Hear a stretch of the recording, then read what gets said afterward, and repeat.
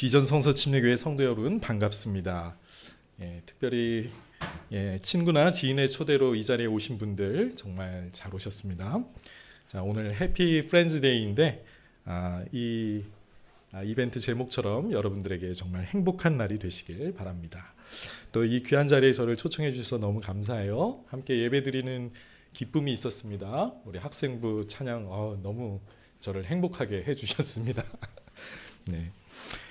자, 사흘이면 성탄절이죠. 여러분 잘 아시듯이 성탄절은 그리스도인들이 믿는 예수님의 탄생을 기념하는 날입니다. 자, 여러분 그리스도인들이 전 세계에 얼마나 되는지 알고 계십니까? 26억 명이 넘습니다. 전 세계 인구가 70억인데 세계 인구의 한 3분의 1 정도가 이 예수라는 분을 믿고 있다는 이야기죠. 자, 저는 처음 오셨거나 또 오래간만에 교회에 오신 분들에게 이렇게 많은 사람들이 믿고 있는 이 예수라는 분이 도대체 누구인가를 한번 소개드리고 싶은 생각이 듭니다. 자, 예수님에 대해서는 이미 여러분들이 많이 알고 계시고 들어보셨을 거예요. 자, 예수님이라는 분의 이름에는 많은 수식어가 붙는데요. 가장 많이 들어보신 것이 아마 예수 그리스도라는 말일 겁니다. 자, 예수가 그분의 이름이고요. 그리스도는 그분의 직분입니다. 사장님 하듯이 그런 직분이 바로 그리스도신데요. 그리스도라는 말은 히브리어로 메시아라는 말과 같습니다. 문자적으로는 기름 부음을 받은 자인데 하나님의 특별한 목적을 위해 구별된 사람, 선택된 사람을 가리킵니다. 특별히 이스라엘 선지자들을 통해서 왕과 구원자로 오실 분을 가리켜 메시아라고 표현을 했습니다. 자, 예수님의 예수라는 그 단어의 이름 자체도, 단어의 뜻 자체도 구원자라는 뜻이에요. 자, 그래서 한마디로 예수님은 세상의 구원자로 오신 분이다, 이렇게 기억하시면 되겠습니다. 자, 여러분 예수님께서 세상을 구하러 오셨다라는 그 말에는 세상에 뭔가 큰 문제가 있다는 뜻이죠. 세상에는 여러 가지 많은 문제가 있습니다. 정치도 문제고 경제도 문제고 빈부격차도 문제고 환경도 너무너무 큰 문제입니다. 자, 그렇지만 우리 인간이 가지고 있는 가장 큰 문제가 무엇일까요? 인간이 가지고 있는 정말 인간의 힘으로는 해결할 수 없는 정말 큰 문제가 있는데요. 그것은 바로 우리가 언젠가 죽어야만 한다는 사실입니다. 또 왜 우리에게 죽음이 있는가에 대해서 성경은 우리의 죄 때문이라고 말씀하고 있습니다. 자, 예수님은 그래서 죄와 사망으로부터 우리를 구원해 주시기 위해 오신 분이라는 것이죠. 자, 그래서 저는 오늘 구원자 예수라는 제목으로 여러분과 하나님의 말씀을 좀 나누겠습니다. 자, 요한복음 5장 1절에서 29절까지 있는 말씀인데요. 본문이 길기 때문에 오늘은 여러분과 1절부터 9절까지만 함께 읽고 나머지는 제가 설명하면서 읽도록 하겠습니다. 자, 보통 교독을 하거든요. 제가 한 구절 읽고 여러분이 그 다음 절 읽고 하는 식으로 1절부터 9절까지 함께 읽어보겠습니다. 자, 제가 먼저 읽겠습니다. 그 후에 유대인의 명절이 되어 예수께서 예루살렘에 올라가시니라.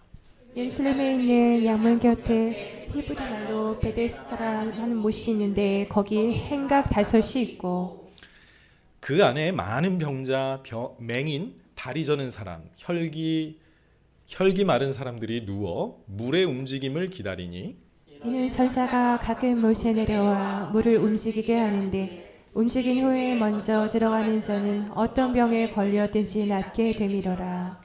거기 38해 된 병자가 있더라. 예수께서 그 누운 것을 보시고 병이 벌써 오래인 줄 아시고 이르시되 내가 낫고자 하느냐. 병자가 대답하되 주여 물이 움직일 때 나를 못에 넣어주는 사람이 없어 내가 가는 동안에 다른 사람이 먼저 내려가나이다. 예수께서 이르시되 일어나 내 자리를 들고 걸어가라 하시니 그 사람이 곧 나아서 함께 읽겠습니다. 그 사람이 곧 나아서 자리를 들고 걸어가니라. 이 날은 안식일이니. 네, 감사합니다. 자, 오늘 본문에서 배울 수 있는 첫 번째 교훈은 모든 사람은 죄 때문에 죽어야 한다는 사실입니다. 자, 오늘 1절 말씀은 본문의 배경인데요. 그 후에 유대인의 명절이 되어 예수께서 예루살렘에 올라가셨다고 했습니다. 자, 유대인은 명절이 되면 사실 1년에 3번을 예루살렘에 가서 예배드리게 되어 있습니다. 그런데 어떤 명절인지 성경에 밝히고 있지 않아요. 어쨌거나 예루살렘에서 일어났다는 사실이 중요합니다.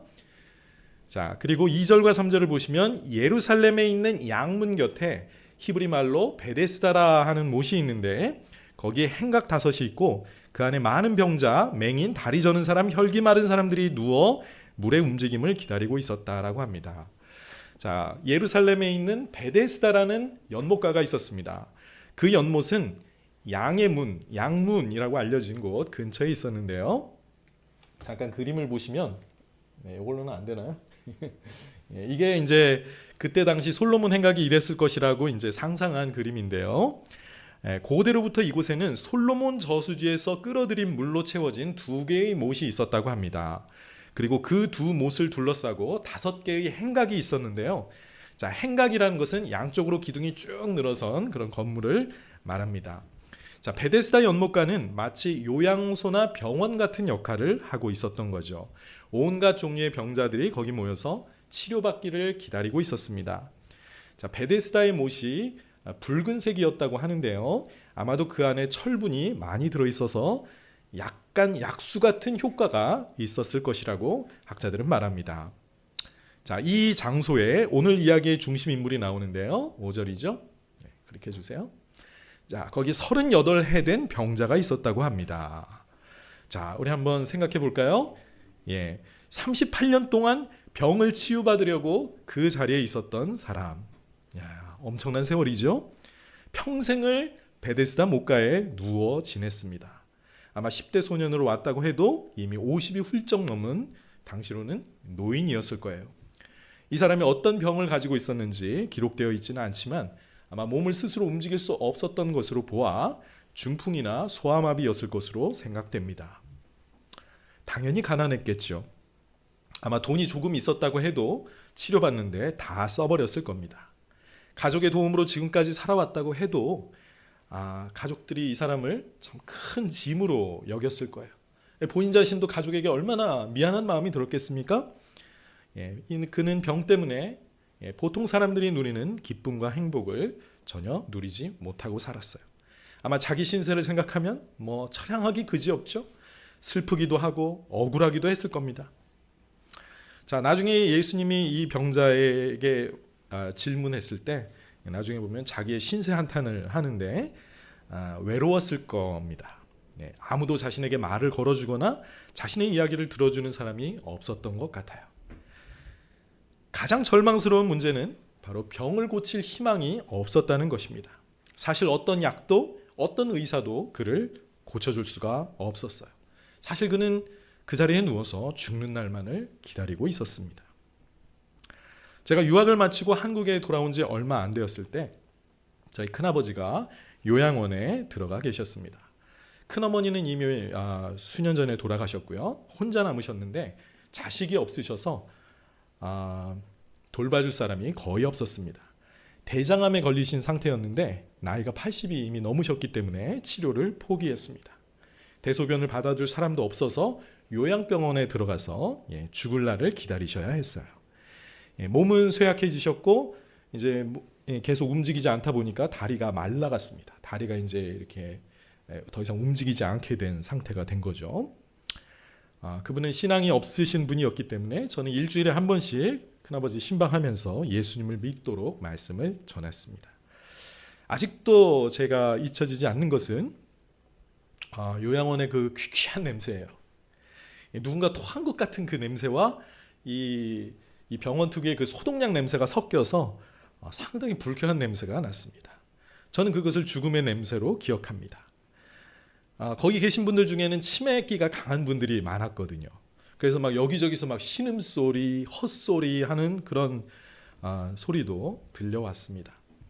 큰아버지는 제가 올 때마다 반갑게 맞아주셨어요. 일주일 내내 죽어가는 사람들의 신음소리와 양냄새를 맡으면서 천장만 바라보고 있다가 조카가 오니까 너무나도 반가웠던 것이죠. 한 번은 자주 올 필요가 없다고 이렇게 얘기를 하셔서 제가 일주일을 건너뛰고 2주 만에 간 적이 있어요. 그랬더니 왜 이렇게 오래간만에 왔느냐고 섭섭해 하시더라고요. 그러다가 1년쯤 뒤에 결국 돌아가셨습니다. 이렇게 외롭게 고통 속에서 인생이 끝나가는 것이구나. 여러분, 죄송한 말씀이지만 우리 중에는 앞으로 요양원에서 생을 마감하게 될 분들이 많을 겁니다. 여러분, 이렇게 죽음으로 끝나는 것이 우리의 인생입니다. 우리가 보통 이것을 잊고 살 때가 많지만 가끔씩 누가 주위에서 죽었다는 말을 들을 때 그렇지, 이것이 모든 사람이 가는 길이지 라는 생각을 하게 되죠. 그리고 그 사실을 기억하면 마음이 조금 우울해집니다. 여러분, 인간이 죽는 것은 어쩌면 당연하다고도 할 수 있어요. 그런데 여러분, 우리의 감정이 어떻습니까? 누군가 죽었다는 말을 들을 때마다 깜짝깜짝 놀라죠. 그리고 이런 일이 일어나지 않았으면 좋겠다라는 생각이 듭니다. 죽음을 그저 아무렇지도 않게 무덤덤하게 받아들이는 사람은 거의 없을 것입니다. 제가 전에 사역하던 교회에 한 청년이 있었습니다.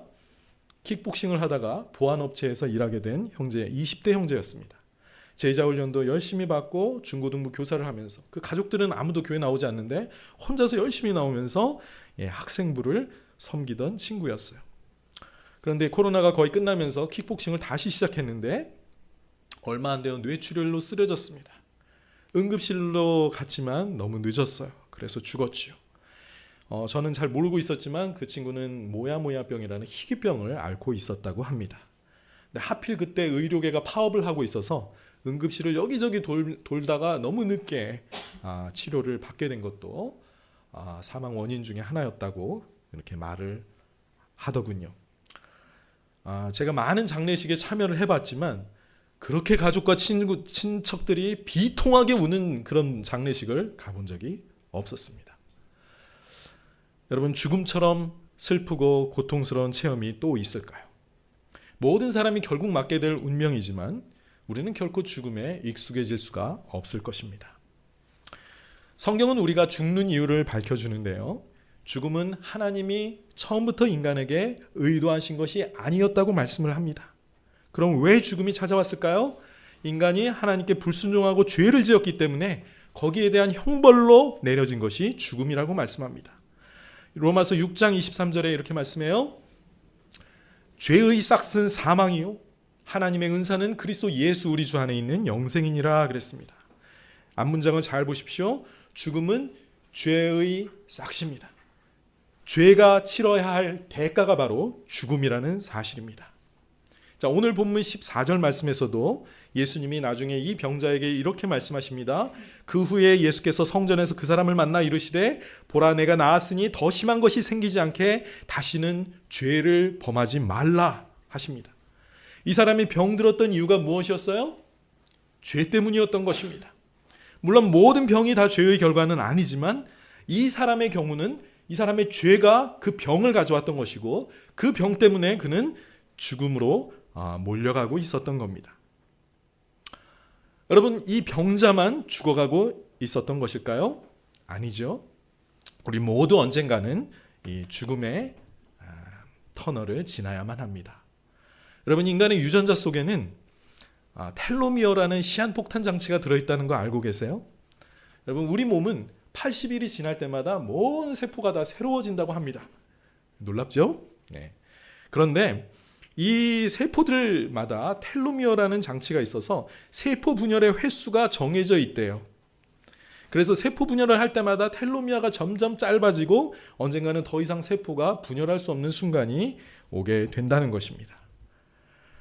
그런 의미에서 우리는 모두 죽음에 이르는 병을 갖고 있다고 말할 수 있겠죠.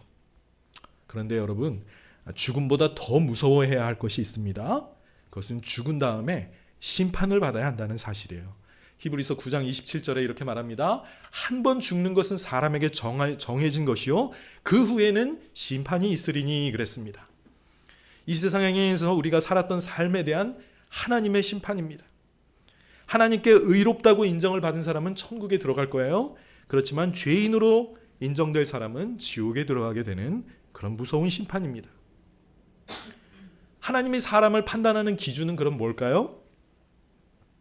하나님의 백성인 이스라엘에게는 율법이 있지만 율법이 없는 모든 일반 사람들에게는 양심이 기준입니다. 양심은요, 창조주 하나님이 인간의 마음에 심어놓은 법이에요. 여러분, 우리는 어릴 때부터 교육받은 적이 없지만 본능적으로 무엇이 선하고 악한 것인지 알고 있습니다. 어느 정도.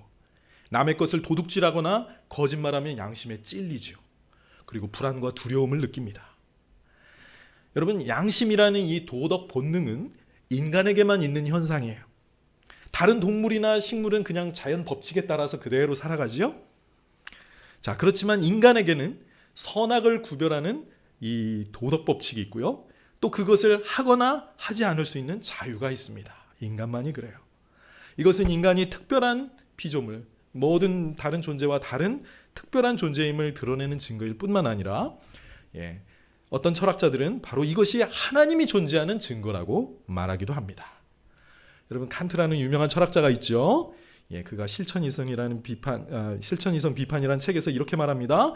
생각하면 할수록 놀라움과 경건함을 주는 두 가지가 있으니 하나는 내 위에서 반짝이는 별을 보여주는 하늘이며 다른 하나는 나를 항상 지켜주는 내 마음속의 도덕률이다. 즉 양심이다라는 거죠. 자, 그는 아마 여러분도 동의하실 거예요. 여러분, 세상에서 의인과 악인에 대한 공평한 심판이 이루어집니까? 이루어지지 않습니까? 착한 사람이 잘 살고 악한 사람은 되게 못 살고 고생하고 그렇습니까? 인생이 그런가요? 안 그렇죠? 그렇기 때문에 그런 공정한 심판이 일어날 사후 세계가 반드시 존재해야만 한다고 생각했어요.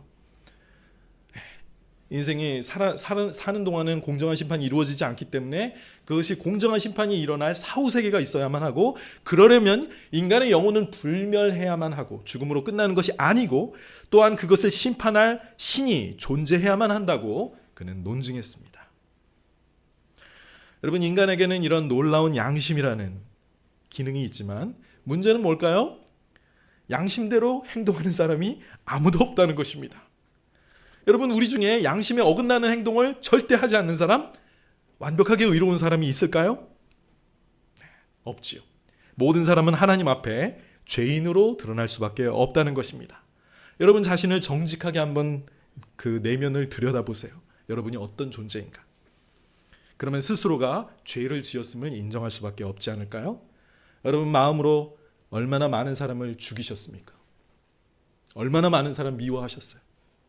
얼마나 많은 간음을 행하셨습니까? 말하지 않으셔도 돼요. 여러분만 알고 있죠. 마치 우리는 아무렇지도 않은 척 가면을 쓰고 살아가지만 그러나 우리는 우리 자신을 알고 있어요. 내가 얼마나 많은 죄를 그동안 지어왔는지. 그러면서 내가 지은 죄가 발각될까 봐, 들킬까 봐 두려워하지요. 그거 안 들키려고 우리는 사람을 죽일 수도 있어요. 내 죄를 밝히지 않으려고. 그러다가 들키면 엄청난 수치심을 느끼게 되는 것이 우리 인간입니다. 우리의 마음은 그래서 항상 불안한 거예요. 물론 미래가 불확실하기 때문에 불안한 것도 있지만 내 자신의 그 죄와 이 잘못한 것에 대한 그 감각 때문에, 이 양심이 주는 고통 때문에 늘 불안한 것입니다. 사람들은 이런 죄책감과 불안을 이기기 위해서 여러 가지 종교에 의지합니다. 인간이 만들어낸 많은 종교들이 있죠. 그렇지만 종교는요, 인생에 무거운 짐을 더해줄 뿐 진정한 해결책이 되지 못합니다. 자, 오늘 본문에서 병자들이 베데스다 못가에 찾아온 데는 이유가 있었지요. 3절과 4절 다시 한번 봅니다. 그 안에는 많은 병자, 맹인, 다리 저는 사람, 혈기 마른 사람들이 누워 물의 움직임을 기다리니 이는 빨간 글씨로 제가 해놨는데 천사가 가끔 못에 내려와 물을 움직이게 하는데 부은 후에 먼저 들어간 자는 어떤 병에 걸렸든지 낫게 되미러라 그랬습니다. 제가 빨간 글씨로 해놓은 요 부분이 괄호로 쳐져 있어요. 자, 이것은 본래 하나님의 말씀으로 기록된 부분이 아니라는 겁니다. 서기관들이, 필사자들이 성경을 적다가 이 본문의 내용을 더 잘 이해하기 위해서 약간 각주를 달아놓은 건데 그게 성경 내용의 일부로 들어가게 된 거예요. 여러분, 베데스다 못에는 전설 같은 이야기가 내려왔습니다. 연못에 물이 동요하는 때가 있는데 이거 천사들이 휘저어서 그런다고 믿어졌어요. 그래서 거기 첫 번째로 들어가는 사람에게는 어떤 병이든 나을 수 있다라는 그런 전설이 내려왔습니다. 아마도 이 물이 베데스다 못이 가끔 이렇게 동요한 것은 땅 밑에서 뭔가 샘솟아 오르는 그런 그런 때가 있었기 때문이라고 보여집니다. 이 38년 된 병자도 어떤 소망을 가졌어요? 베데스다 못가에 그가 기다려온 이유는 바로 이때 자기가 먼저 들어가기 위해 그 순간을 기다려왔던 겁니다. 7절에서 예수님이 그에게 병 낫기를 원하느냐고 물어보시자 이렇게 대답하죠. 병자가 대답하되 주여 물이 움직일 때 나를 못에 넣어주는 사람이 없어 내가 가는 동안에 다른 사람이 먼저 들어갑니다. 안타깝게도 이 병자는 그 순간에 자신을 도와줄 사람이 옆에 없었습니다. 늘 물이 동요할 때마다 누군가 먼저 다른 사람이 그 기회를 잡는 거예요. 그 신랄 같은 희망이 무참히 깨어지는 일이 수십 년 동안 반복되어 왔다고 그가 말합니다. 이것이 바로 인간의 종교 생활이죠. 여러분, 그가 붙들고 있었던 그 소망이 사실이었을까요? 아마 아니었을 겁니다. 그건 그냥 사람들이 지어낸 전설 같은 이야기예요. 어쩌다가 치유되는 사건이 있었을지 모르지만 그러나 그것은 확실한 일이 아니었습니다. 인간의 간절한 소원이 만들어낸 일종의 종교라고 할 수 있죠. 여러분, 사람들이 사는 곳마다 종교가 없는 곳은 없습니다. 여러분, 무신론도 일종의 과학이라는 것을 종교로 신봉하는 그런 사상이라고 할 수 있어요. 공산주의도 종교학에서는 일종의 종교로 인정합니다. 여러분, 우리나라의 전통신앙 중에 무속신앙이 있죠? 우리나라에 종교가 없다라고 말하는 사람이 굉장히 많은 퍼센티지가 있어요. 70% 정도가 나는 종교가 없다고 말하는데 사실은 그 중에 무속신앙을 가진 사람이 대단히 많다고 합니다. 여러분, 무속신앙은 귀신을 섬기는 종교예요. 한때는 멸시받고 억압되었는데 요즘 다시 유행하고 있습니다. 우리나라에. 파묘라는 영화가 히트하면서 K종교라는 말까지 나오고 있죠. 요즘 젊은 세대 무당과 점술가들이 많이 늘어나고 있다고 합니다. 새로운 직업으로 뜨고 있는 거죠. 제가 건대 입구 앞에서 사진을 찍은 적이 있는데요. 다음 사진. 너무 기가 막혀서 제가 사진으로 남겨놨습니다. 타로집이 한 100m는 늘어서 있는 것 같아요. 간이. 얼마나 많은 사람들이 데이트를 하면서 둘이서 이제 재미삼아 타로점을 보고 있는지 모르겠습니다. 여러분, 이런 달력도 있습니다. 좀 옛날 달력이긴 하지만 지금도 나와요. 이삿날이 표시되어 있는 달력 있는 거 아세요? 여러분, 이삿날이 정해져 있어요. 이날 이사 가시려면 돈 더 내야 돼. 재수 좋은 날, 재수 없는 날이 따로 있는 겁니다. 이사 가는 날을 찾아서 가죠. 여러분, 많은 연예인들이 무당이 되었다는 이야기가 계속 방송에서 나오죠. 미디어들에서는 이런 이 사람들의 이야기를 계속해서 퍼날라주고 있습니다. 신들린 연애라는 프로가 있었는데 젊은 점술가들끼리 연애하는 프로였어요. 그런데 이 프로가 놀랍게도 일반 연애 프로를 능가하는 시청률을 기록했다고 합니다. 여러분, 강호동이 했던 무릎팍도사, 또 이수근과 서장훈이 했던 무엇이든 물어보살도 세팅 자체가 다 이 점집 분위기에서 이렇게 했던 거죠. 여러분, 우리나라의 목사의 수가 몇 명인지 아세요? 한 5만 명쯤 된다고 추산되고 있어요. 그럼 점술가들, 무당들은 몇 명일까요? 제가 알기로 50만이라고 알고 있었는데 엊그제 신문에 보니까 80만 명이라고 합니다. 최근에 엄청나게 더 많이 늘어났다는 것이죠. 여러분, 사람들이 왜 하나님을 믿는 것보다 이 무속신앙을 더 좋아할까요? 귀신은 인간에게 도덕적으로 요구하는 게 없어요. 내 마음대로 살아도 돼. 무속신앙에는 교리도 없고 경전도 없습니다. 무당들은 자신이 섬기는 신이 착한 신이든 악한 신이든 상관하지 않아요. 다만 자신이 원하는 것, 인간이 원하는 것을 이루어주기 위해 그 초자연적인 힘만 끌어올 수 있으면 되는 겁니다. 아까 말한 것처럼 인간은 죽을 때까지 불안을 안고 살아야만 하는 존재예요. 무당은 사람들의 그런 심리를 잘 이용해서 사람들에게 위안을 줍니다. 미래를 점쳐준다고 하지만 대충 말해주죠. 자, 그런데 문제는 무당이 들려주는 말에는 인생의 근본 문제를 해결해줄 지혜나 능력이 없다는 것입니다. 설사 귀신의 힘으로 병을 고치고 돈을 벌게 되었어도요. 여러분, 아까 말한 인간의 근본적인 문제가 무엇입니까? 우리가 죄 때문에 죽는다는 사실이죠. 이 문제를 해결해줄 능력도 없고 그럴 마음도 전혀 없어요. 불안의 근본 요인이 사실 죽음인데 이 근원적인 문제를 그들은 해결해주지 않는다는 겁니다. 잠깐 불안을 달래주고 위로를 받으면 또 다른 불안이 우리는 또 찾아오게 되어 있어요. 그래서 한 번 무당을 찾기 시작하면 계속 찾게 되는 겁니다. 그러다 보면 귀신의 영향력에 사로잡히게 되는 거죠. 그래서 상식과 이성에서 벗어난 삶을 자꾸만 살게 되는 겁니다. 엄청나게 돈을 갖다 바치면서 살게 되는 거예요. 굿 한 번 하려면 1,000만 원 넘게 들어갑니다. 여러분 무속을 의지하던 대통령 부부가 이런 말 하기 참 조심스럽긴 한데 여러분 지금 어떻게 되었는지만 보아도 여러분 귀신을 쫓아 사는 삶이 어떤 것인지 잘 알 수 있죠. 절대 따라가서는 안 되겠습니다. 인간의 근본적인 문제를 해결해 줄 수 있는 분은 오직 예수님입니다. 자, 38년 동안 누워있던 이 병자에게 어느 날 기적이 찾아옵니다. 그날은 안식일, 유대인들이 예배하는 날이었어요. 그런데 어느 날 한 유대인 랍비가 자기에게 다가오는 모습을 보았습니다. 그저 자신을 위로해주는 한 명의 선생님인 줄 알았을 거죠. 예수님입니다. 예수님이 그에게 먼저 다가가 말을 거십니다. 6절에 보시면 예수께서 그 누운 것을 보시고 병이 벌써 오랜 줄 아시고 이르시되 내가 낫고자 하느냐. 자, 예수님은 수많은 병자들이 그 베데스다 못가 있었잖아요. 그런데 특별히 이 사람을 주목하시고 찾아오셨어요. 그리고 물었습니다. 네가 낫고자 하느냐. 예수님이 누구시고 그분이 주실 수 있는 선물을 몰랐던 이 병자는 대답 대신에 아까 말한 대로 자신의 신세 한탄을 늘어놓습니다. 자신이 낫고 싶은데 누군가 먼저 나와서 이럽니다 하면서 자기의 신세를 하소연하죠. 그런데 그때 예수님이 그에게 말씀하십니다. 8절에요. 예수께서 이르시되 일어나 내 자리를 들고 걸어가라 하시니 그랬습니다. 이 병자는 예수님으로부터 일어나라는 말을 듣습니다. 이게 무슨 황당한 말일까요? 처음에 그렇게 생각했겠죠. 그런데 이게 웬일입니까? 그분의 말대로 다리에 힘을 주니까 몸이 일으켜집니다. 그리고 내 자리를 들고 걸어가라는 말대로 거뜬히 일어나서 자신이 누웠던 이부자리를 개어서 들고 갈 수 있었습니다. 예수님의 말씀에 즉시 치유받는 기적이 일어났던 것입니다. 9절에 보니까 그 사람이 곧 나와서 자리를 들고 걸어가니라 하고 했습니다. 여러분 이 놀라운 기적 사건에서 우리가 세 가지 사실을 주목해 봐야 되겠습니다. 첫 번째로 이 38년 된 병자가 예수님을 찾은 것이 아니라 예수님이 먼저 그에게 찾아오셨다는 사실입니다. 여러분 이것을 가리켜 은혜라고 합니다. 여러분 구원은 은혜로 받는 거예요.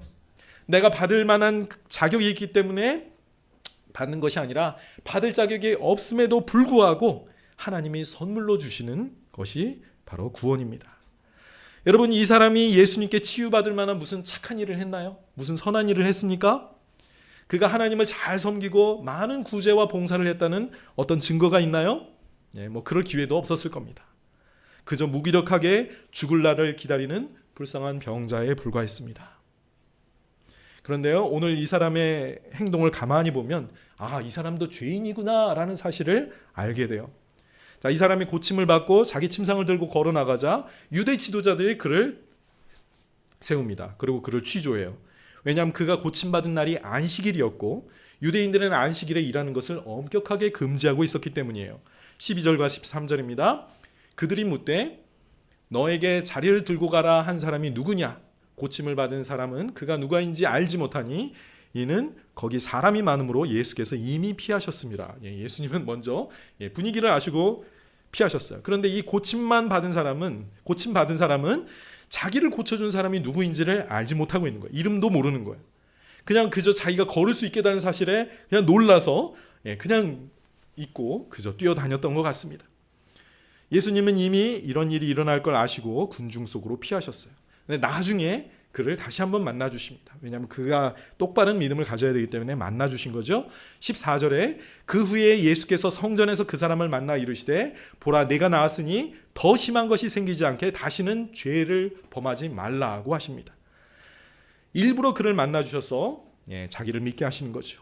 이미 언급한 대로 그 사람이 그렇게 깊은 병에 들었던 것은 뭔가 그의 죄와 관련이 있었다는 거죠. 그러면서 더 이상 죄를 짓지 않도록 그에게 주의를 주십니다. 그런데요, 이 사람이 참으로 개탄스러운 행동을 이때 합니다. 15절에 한번 보세요. 그 사람이 어떻게 했대요? 유대인들에게 가서 자기를 고친 이가 예수라고 고발한 거예요. 이것은 예수님을 배신하는 행동입니다. 만약 그게 아니라면 너무 순진하고 눈치가 없는 사람이에요. 분명히 예수님에 대한 유대인들의 감정이 좋지 않다는 사실을 알았으면서도 굳이 예수님이 했다라고 보고를 한 이유가 무엇이었을까요? 왜냐하면 자기가 율법을 안식일에 이렇게 일했다는 그 고소를 받으니까 그 잘못을 누구에게 돌리고 있어요? 나를 고쳐준 그 예수에게, 그에게 잘못이 있다라는 것을, 그 비난을 감당하기가 싫어서 예수님께 죄를 전가한 겁니다. 이 사람의 고발 때문에 예수님은 곤경에 처하시게 돼요. 16절에 보면 그러므로 안식일에 이러한 일을 행하신다 하여 유대인들이 예수를 박해하게 된지라 그랬다는 겁니다. 이 병자는 얼마나 어리석고 참 배은망덕한 사람입니까? 그럼 궁금하죠. 도대체 왜 이런 문제 많은 사람을 고쳐주셨을까? 왜 하필 이 사람이셨을까? 저도 모르겠어요. 이게 바로 은혜 아니겠습니까? 예수님은 그를 사랑하셨어요. 그리고 불쌍히 여기셨습니다. 그는 구원받을 자격이 어쩌면 없었다고도 할 수 있어요. 그런데 수많은 사람 중에 그를 선택해 주시고 고쳐주신 겁니다. 이것이 바로 우리 좋으신 주님의 은혜입니다. 여러분, 구원은 은혜로 받는 것이지만 우리에게는 믿음이 요구됩니다.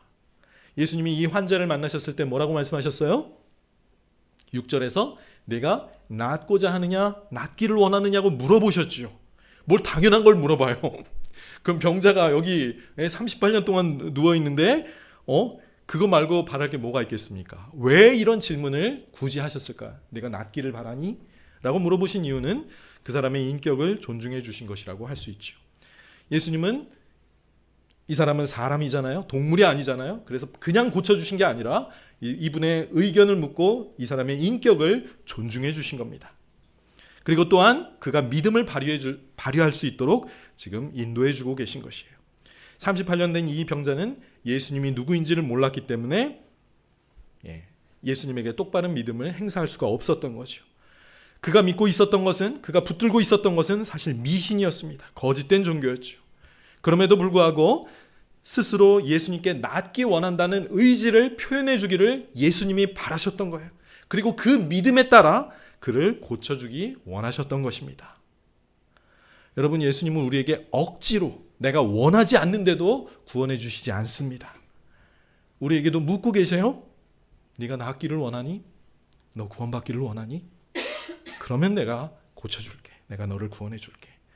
여러분, 분명히 예수님을 믿는다고 고백을 하셔야 여러분에게도 구원이 일어날 겁니다. 세 번째로, 그러면 무엇을 믿어야 할까요?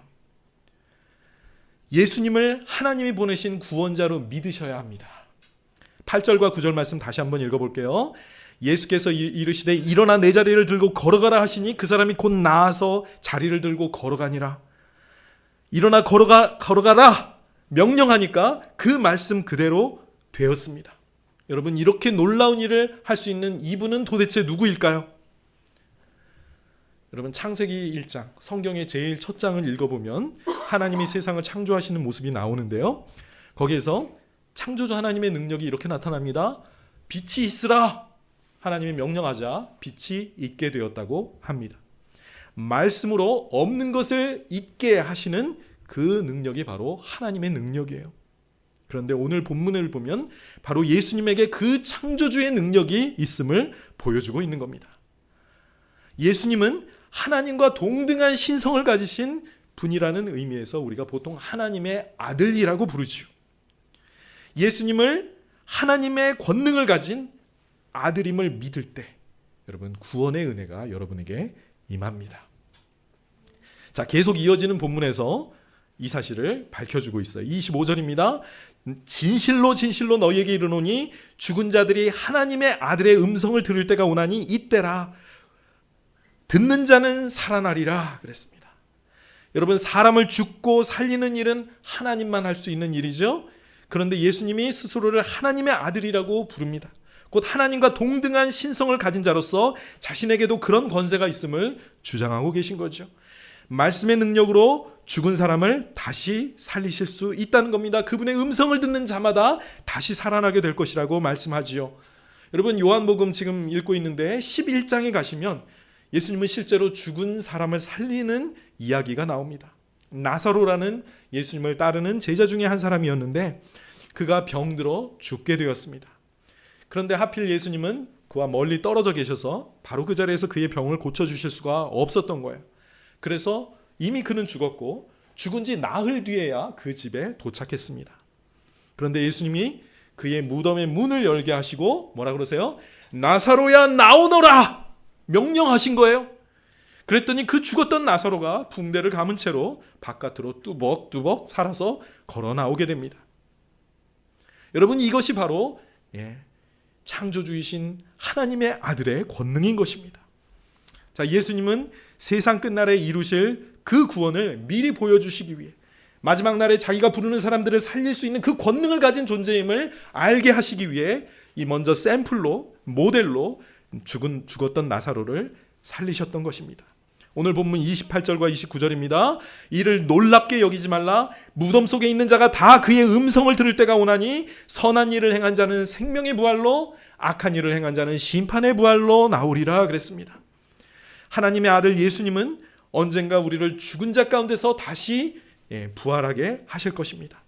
38년 된 병자에게 일어나 걸어가라 라고 말씀하셨던 이 예수님은 언젠가 무덤에 있던 우리를 다시 살리셔서 천국과 지옥으로 보내실 것입니다. 여러분, 이 사실을 믿을 때 우리가 구원받을 수 있습니다. 자, 우리는 마지막으로 좀 편견을 버려야 되겠습니다. 38년이나 누워있던 병자가 치유되는 기적을 보았던 그 유대인들은 예수님을 다 믿었을 것 같지요? 그런데 그런 일은 일어나지 않았습니다. 유대인들은 이런 놀라운 기적을 보고도 감동받기는커녕 병 고치는 사람이 율법을 어겼다고 그를 나무라지요. 10절에 보시면 유대인들이 병 나은 사람에게 이르되 안식일인데 내가 자리를 들고 걸어가는 것이 옳지 않다. 너 지금 잘못하고 있어 라고 꾸짖습니다. 여러분, 물론 안식일은 일하지 않는 날입니다. 10계명의 네 번째 계명이죠. 6일 동안은 일하되 7일째는 쉬라. 하나님을 예배하는 날로 삼고 그 외에 아무 일도 하지 말라고 명령하셨습니다. 그런데 유대 지도자들은 고민했어요. 도대체 일이 뭐지? 그래서 일이 무엇인가를 규정한 39개의 규율을 만들어냈습니다. 장로들이 만들어낸 거예요. 그 중에 하나가 물건을 한 장소에서 다른 장소로 옮기는 것이었습니다. 그러니까 그들의 장로들의 법에 따라서, 이건 하나님의 법이 아니라 자기들이 해석한 그 전통에 따라서 볼 때 이 사람은 안식일에 자기 침상을 들고 가는 것은 일이라고 간주했던 것이죠. 그래서 네가 지금 잘못하고 있다, 율법을 어기고 있다라고 판단하고 책망한 것입니다. 여러분, 지금도 이스라엘에 가시면 조심하셔야 돼요. 관광객으로 길거리에서 안식일에 막 사진 찍고 그러면 유대인들이 막 뭐라 그럽니다. 건물에서는요, 엘리베이터 단추도 안 누르도록 모든 불이 다 켜져 있어요. 각 층마다 그냥 이렇게 섰다가 문이 열리고 합니다. 단추 누르는 거 이거 일이에요, 일. 지금도 유대인들이 이렇게 철저하게 안식일을 지키고 있다는 것이죠. 그 사람을 고쳐준 사람이 예수님이라는 사실을 알고 예수님을 찬양하고 믿기는커녕 예수님을 율법을 어긴 자로 판단하고 그를 정죄합니다. 잡으려고 해요. 참 어처구니가 없지 않습니까? 자, 유대 지도자들은 예수님이 일으키신 그 기적의 본질을 놓치고 있는 겁니다. 꼬투리만 잡고 있는 거죠. 38년 된 병자를 일으킨 것은 예수님의 하나님의 아들이심을 보여주는 그런 증거였는데, 그리고 그것을 믿을 때 그들이 그토록 바라던 하나님의 나라에 들어갈 수 있는 그런 복을 얻게 되는데도 그들은 단지 안식일을 예수가 어겼다는 그 사실을 꼬투리로 잡아서 예수님을 비난하고 거부하는 겁니다.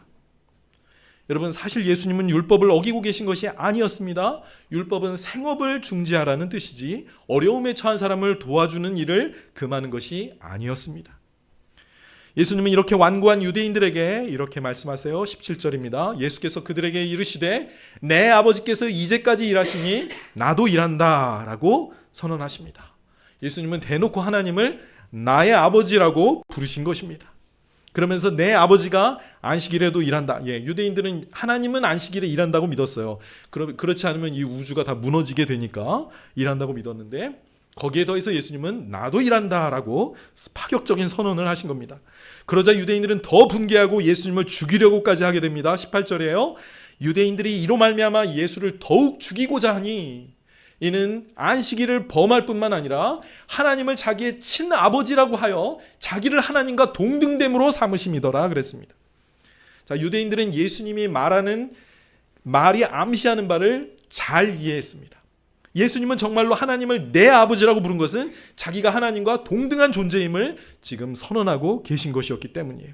그런데 유대인이 몰랐던 것은 예수님은 정말로 인간의 몸을 입고 오신 하나님의 아들이었다는 사실입니다.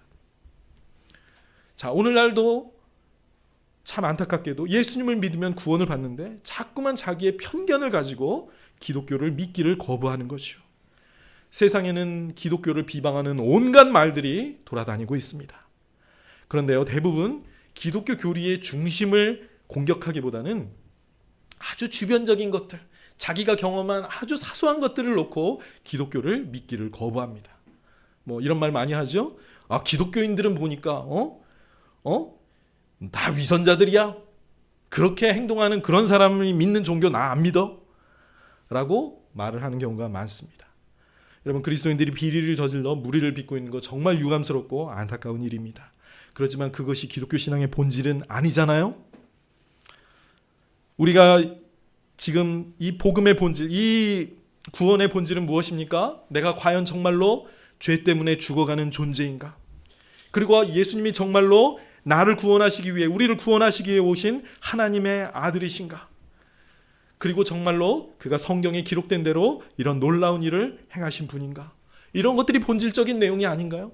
여러분, 이런 것들에 대해서 정직하게 답을 할 수 있다면 예수님을 믿는 것이 그렇게 어렵지 않을 거라고 판단합니다. 예수님은 계속해서 자신에 대해 놀라운 선언을 하세요. 21절입니다. 아버지께서 죽은 자들을 일으켜 살리심같이 아들도 자기가 원하는 자들을 살리느니라. 죽은 자를 살리는 능력이 아버지에게만 있는 것이 아니라 자기에게도 있다고 말씀하십니다. 38년 된 병자를 회복시키시고 나중에 죽은 나사로를 살리신 것은 그것에 대한 입증이었죠. 22절과 3절, 아버지께서 아무도 심판하지 아니하시고 심판을 다 아들에게 맡기셨으니 이는 모든 사람으로 아버지를 공경하는 것 같이 아들을 공경하게 하려 하심이라. 아들을 공경하지 아니하는 자는 아버지도 공경하지 아니하느니라 그랬습니다. 유대인들은 하나님을 다 믿었지만 예수님을 거부함으로 구원받지 못한 상태가 되었습니다. 창조주 하나님이 자신을 공경하는 것처럼 이제는 아들 예수, 그분이 보내신 아들 예수를 똑같이 공경하게 하셨습니다. 여러분, 하나님을 믿는 것만으로 충분하지 않습니다. 귀신들도 하나님을 잘 믿고 있습니다. 그리고 두렵고 떤다고 했어요. 그런데 하나님이 보내신 아들을 믿을 때, 이 구원자로 보내신 이 아들을 믿을 때 우리는 구원받게 됩니다. 성부 하나님이 보내신 성자 예수를 믿을 때 그것이 진정한 믿음이요 구원의 은혜를 받게 되는 믿음이라는 것입니다. 여러분, 오늘 본문의 24절에 매우 중요한 말씀이 나오는데요, 잘 보시고 곰곰이 생각하시고 잘 믿으시길 바랍니다. 내가 진실로 진실로 너희에게 이르노니 내 말을 듣고 또 나 보내신 이를 믿는 자는 영생을 얻었고 심판에 이르지 아니하나니 생명에서 죽음, 사망에서 생명으로 옮겼느니라 그랬습니다. 여러분, 예수님을 믿을 때 바로 이런 일이 일어납니다. 영생을 얻었다고 합니다. 심판을 받지 않는다고 합니다. 모든 사람의 운명인 죽음에서 벗어나 생명으로 옮겨졌다고 합니다. 여러분, 예수님이 십자가에서 죽으셨다가 다시 살아났다는 말 다 들어보셨죠? 자, 그런데 예수님은 생명의 주인이셨기 때문에 죽은 상태로 끝나지 않고 죽은 자 가운데서 다시 살아나셨습니다. 자, 예수님이 죽음을 이기고 다시 살아나셨다는 사실은 그분 안에서 정말로 하나님의 능력이 일하고 있음을 결정적으로 보여주는 사건이었습니다. 물론 죽은 자를 살리셨지만 본인 자신이 죽음으로 끝난다면 말이 안 되겠죠? 그래서 그분은 죽으셨다가 다시 살아나심으로 진짜로 하나님의 아들이라는 사실을 만천하에 공개하신 겁니다. 이 권능 있는 하나님의 아들이 마지막에 우리의 이름을 불러주실 때 우리도 부활하여 영생을 누리게 될 거예요. 그런데 이 사실이 너무나도 확실하니까 이미 영생을 얻었다라고 성경이 말씀하고 있는 것이죠. 심판을 받지 않는 것이 확실하기 때문에 심판을 받지 않는다 완료형입니다.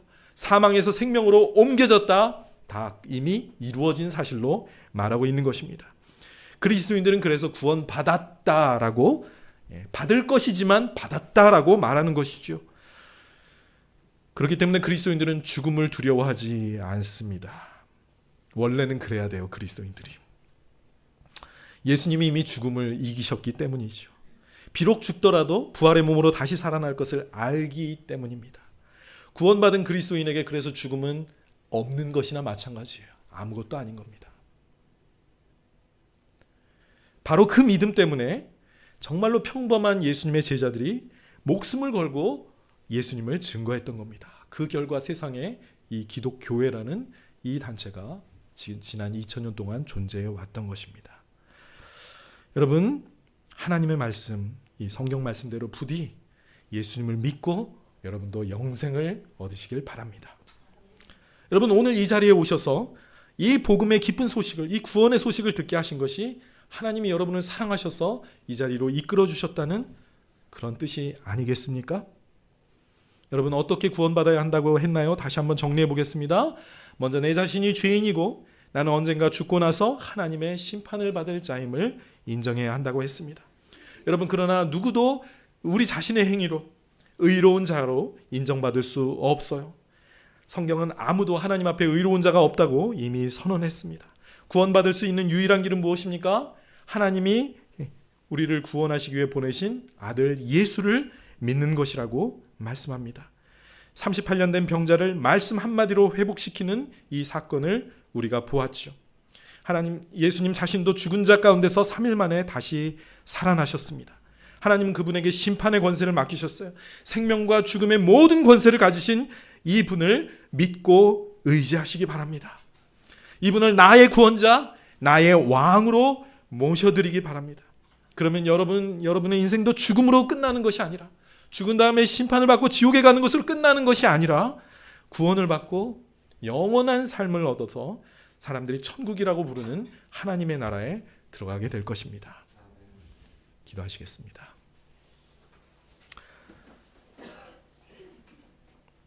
살아계신 하나님, 오늘 하나님이 보내주신 아들에 대한 말씀을 우리 귀한 성도들과 또 친구분들과 나누었습니다. 아버지, 이 자리에 앉아 계신 분들 중에는 예수님을 이미 잘 믿고 있는 분들도 있지만 아직 예수님을 믿기를 주저하는 분들도 있습니다. 성령께서 그들의 마음에 진리의 빛을 비추어 주시기를 원합니다. 아버지, 그들이 이것을 진리라고 지금 확신하고 있다면 아버지, 그 믿음을 발휘할 수 있도록 도와주시옵소서. 내가 낫기를 원한다고 예수님 앞에 고백하게 도와주시옵소서. 맞습니다. 나는 죄인입니다. 내가 죄 때문에 죽어야 한다는 거 인정합니다. 그리고 내가 그동안 드러나진 않았지만 많은 죄를 지었음을 내가 인정합니다. 주님, 예수님, 나도 구원해 주세요. 나를 도와주세요.